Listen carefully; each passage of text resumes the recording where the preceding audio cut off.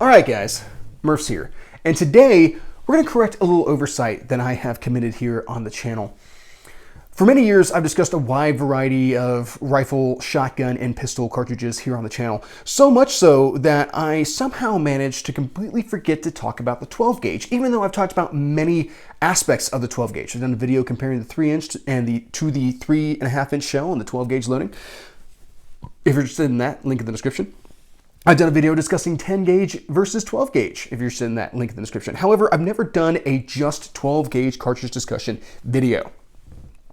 And that's something we're going to fix here today because I was supremely confident that I had.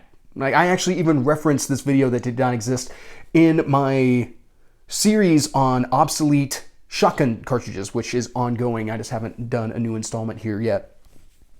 I've confidently stated that I had a video discussing the 12 gauge and would link it in the description, only to then, as I was editing for that video, going through my previous content and not being able to find that video.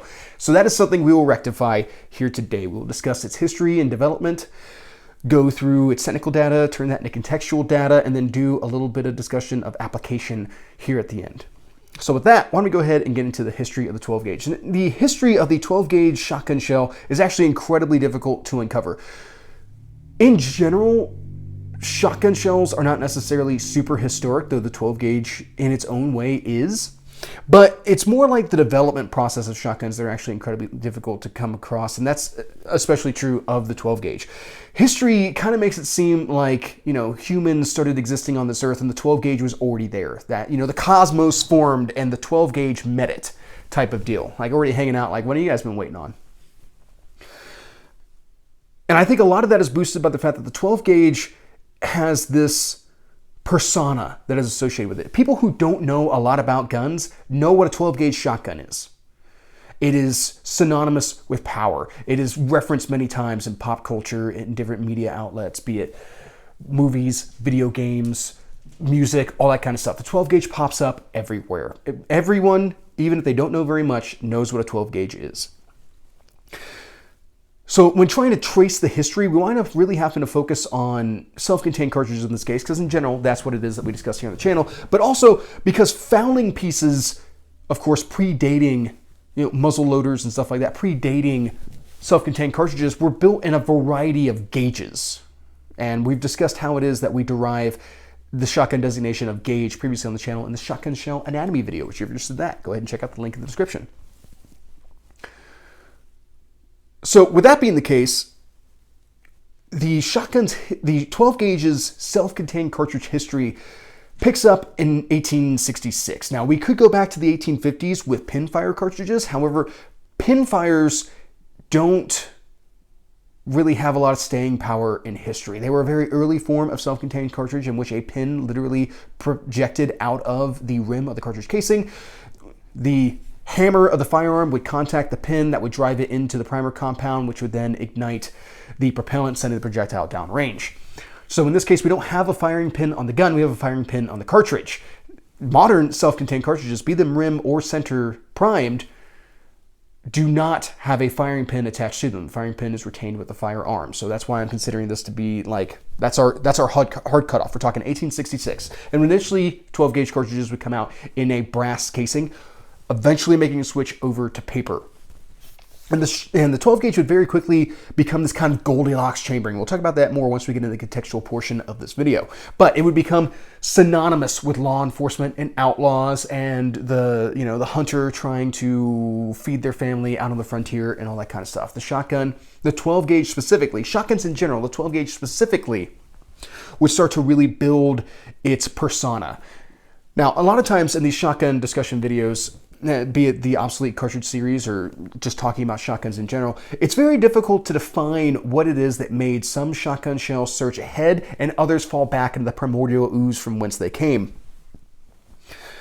But there are things that we can identify, and specifically when we talk about the national formalization of shotgun competitions around trap and skeet, we see that those competitions would identify cartridges that were acceptable for use in competition.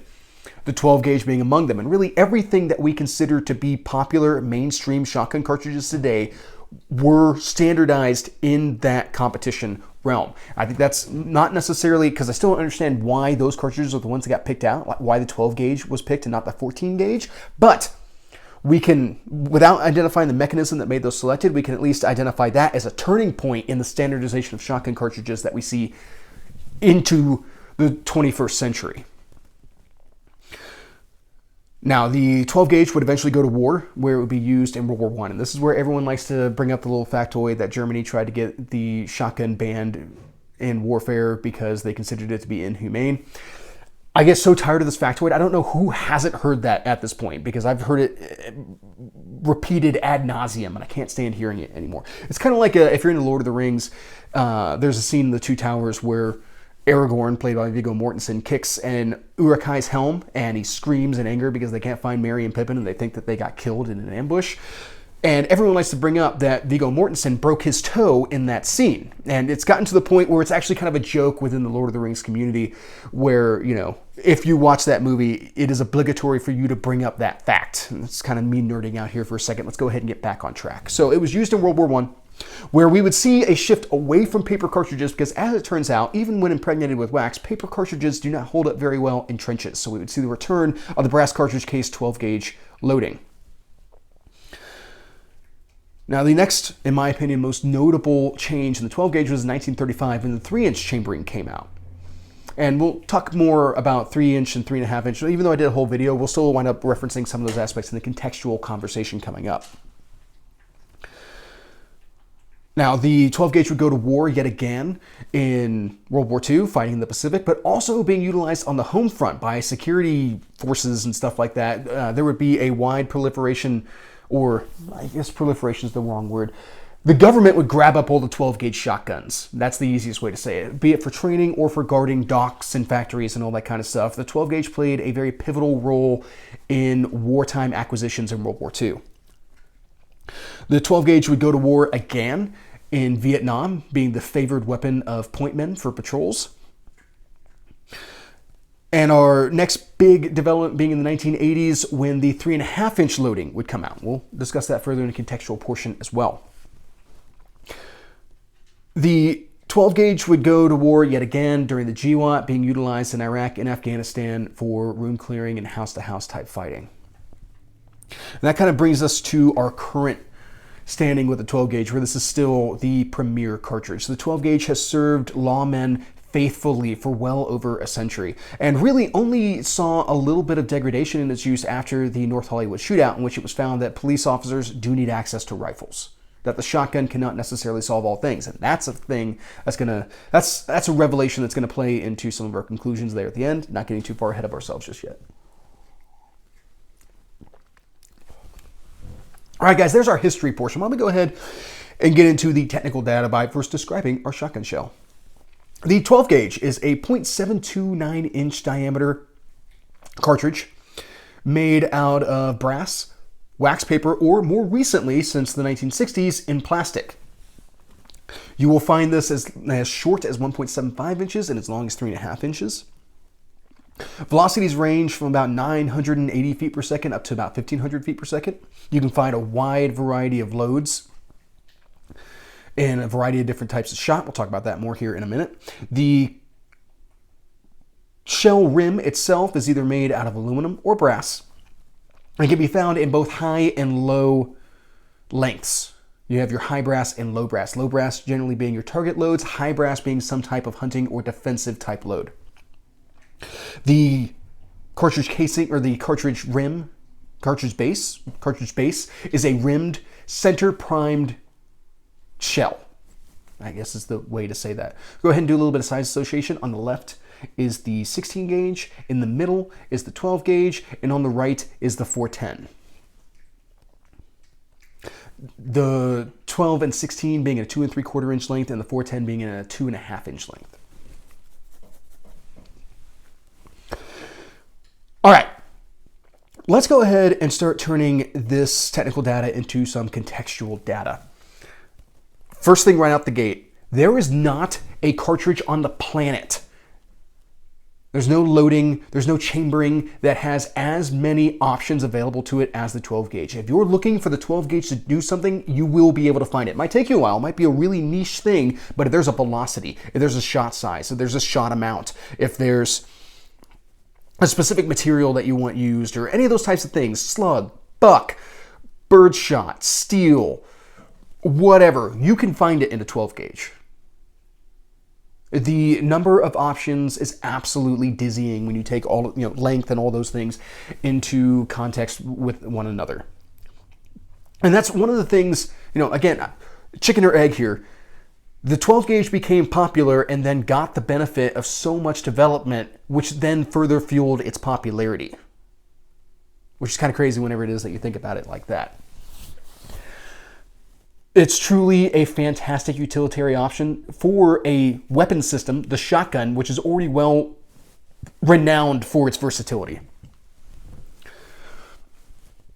Now, one of the things that I mentioned before was that the 12 gauge is kind of a Goldilocks chambering, and I think a lot of this has to do with its diameter.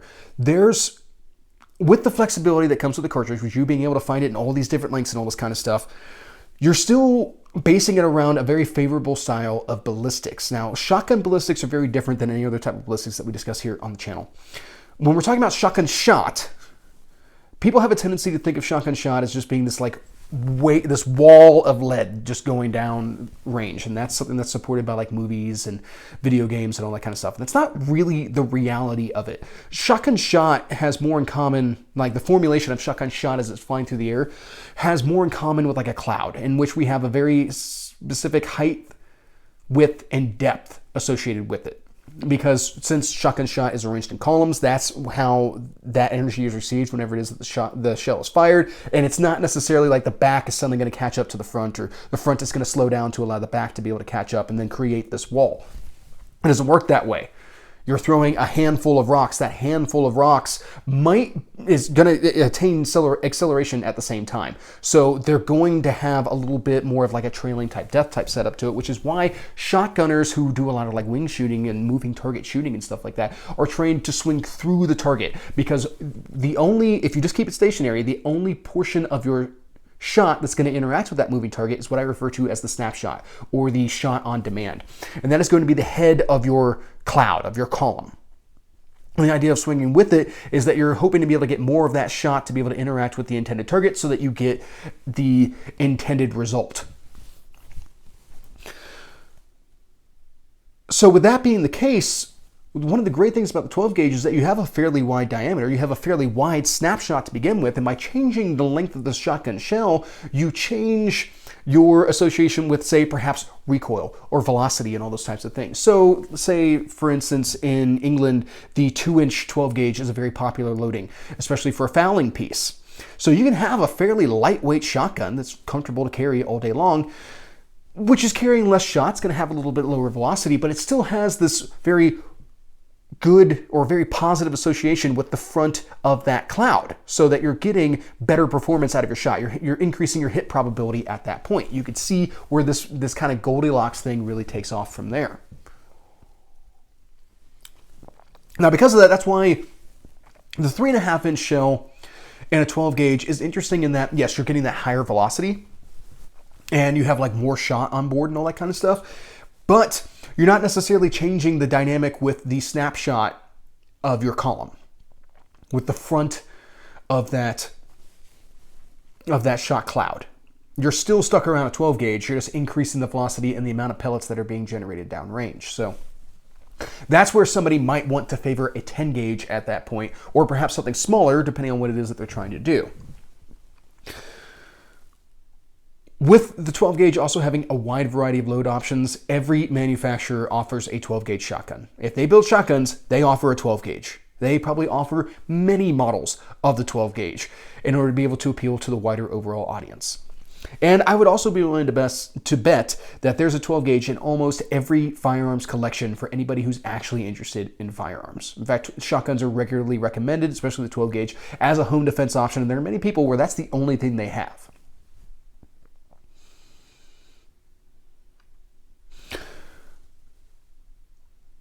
All right, guys, I think that kind of covers the contextual portion of this conversation with a little bit of a dangler that we're going to find as we get into the recommendations portion here. Now, the funny thing about recommendations when it comes to the 12 gauge is it's actually shorter to go through a list of what I don't recommend a 12 gauge for instead of going through my normal setup of like what I recommend for duty use and all that kind of stuff. The 12 gauge has been used in duty and defensive type purposes. It has been used for competition and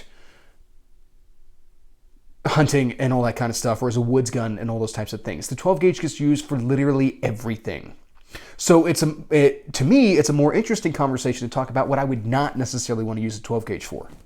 And when we're talking about like defensive type applications, it's basically if I'm trying to engage something beyond 100 yards. So I cannot imagine me wanting to be the shotgunner in like pretty much any armed conflict. There was once upon a time where I carried a designated marksman's rifle. And as much as I really liked that rifle, it was an M14 EBR, I was keenly aware of the fact that I had less ammunition than everyone else around me. Now, I had a very specialized purpose at that point. I did not need to have as many bullets as everybody else around me. However, when you're in dynamic situations, it's nice to have more bullets. And when you consider that everyone else was carrying 210 rounds and I had 100 and they were taking up the same amount of space, that doesn't feel very good. It's the same kind of thing with a shotgun, especially when it comes to like reloads and all those types of things. So if I have any expectation that I might have to push further than 100 yards, I don't want a 12 gauge in defensive or duty type applications. And honestly, if we're talking about like CQB and stuff like that, yeah, yes, a 12 gauge will perform well on like a SBS or something along those lines, something that's nice and compact, and we're going to have less of a concern with over penetration and all those types of things, but I would still prefer a rifle cartridge at that point for a variety of reasons, which is not really necessarily the subject of this particular video right now, so let's go ahead and push on. What about hunting type applications? Again, if you're expecting to hunt further than 100 yards, shouldn't be using a 12 gauge. And that's really what all this comes back to is range. If you have something that is any shotgun is range limited. So if you're expecting to do stuff beyond that range, you should not be using a shotgun. That's the long and the short of it. All right, guys, what are my uses for the 12 gauge? Well, I have, of course, used it for self-defense just like everyone else has. I've reviewed several 12 gauges here on the channel, a couple of them being for defensive type purposes. When it comes to hunting, so I have hunted quite a bit with a 12 gauge. I have taken deer with 12 gauge slugs, 3-inch buck hammers when I was a kid. It's been quite a few years since I've hunted deer with a slug. Pretty much once I started living in states where I could hunt with a rifle, I started hunting with rifles.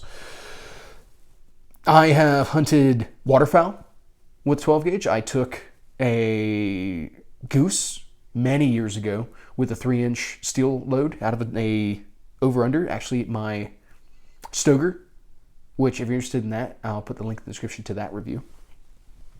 I've hunted woodcock with it. However, that was not necessarily my favorite. I actually preferred like a 20 gauge or a 16 gauge whenever hunting woodcock, but I have hunted woodcock with a 12 gauge. I've hunted rabbits with a 12 gauge. Although again, I do kind of prefer, 12 gauge isn't bad for that type of application, but I do prefer a little bit lighter load. Doves. I mean, a 12 gauge is a fantastic option for doves, and I have hunted dove with 12 gauge. Though I have to say that my favorite application when it comes to upland game for 12 gauge is on pheasant.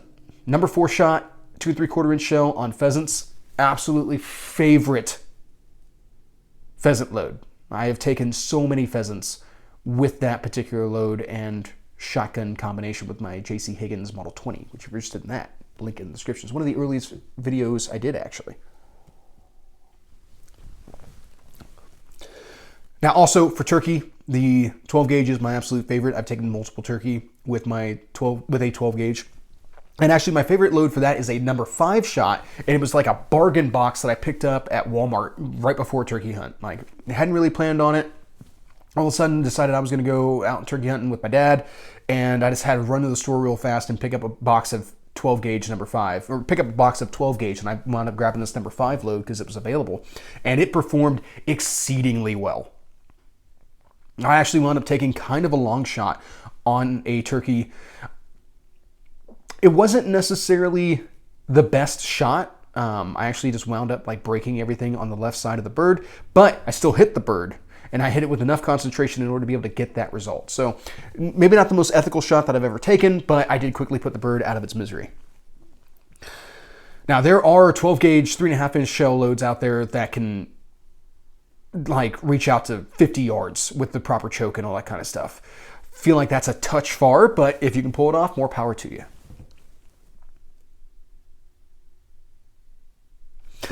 All right, guys, I think that pretty much covers my thoughts on this particular subject. I'm glad I finally, set the record straight on 12 gauge and all that kind of stuff. I hope you guys found this interesting. That's pretty much what I got. Have a good day.